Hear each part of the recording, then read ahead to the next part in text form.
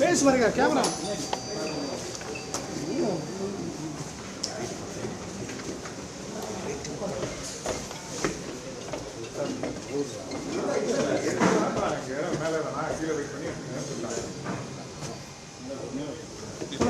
அவ்வளோதானே முடிச்சு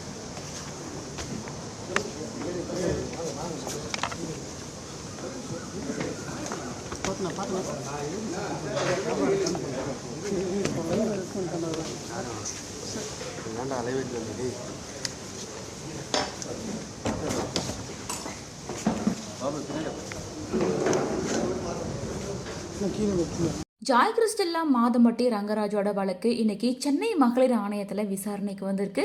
ஸோ இந்த விசாரணையில் ஜாய் அண்ட் மாதம்பட்டி ரங்கராஜ் 2 பேருமே நேரில் முதல் முறையாக மீட் பண்ணி அவங்க கிட்ட இருக்க எல்லா ஆதாரத்தையும் காமிக்கணும் அப்படின்ற மாதிரி சொல்லியிருந்தாங்க. அதை தொடர்ந்து இன்னைக்கு ஜாய் கிறிஸ்டெல்லா மாதம்பட்டி ரங்கராஜ் 2 பேருமே விசாரணைக்கு ஆஜராயிருக்காங்க. இதில் மாதம்பட்டி ரங்கராஜ் தன்னோட முதல் மனைவியான ஸ்ருதி ரங்கராஜ் கூட தான் வந்திருக்காரு.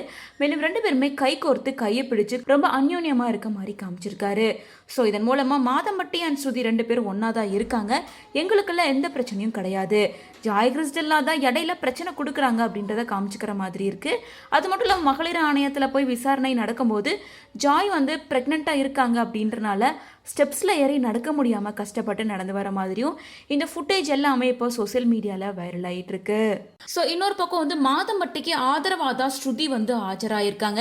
ஏன்னா அவங்களே ஆல்ரெடி ஒரு லாயர். ஸோ மாதம்பட்டிக்கு ஆதரவாக இருக்க எல்லா ஆதாரங்களையும் எடுத்து காட்டுவாங்க அப்படின்ற மாதிரி தான் இருக்குது.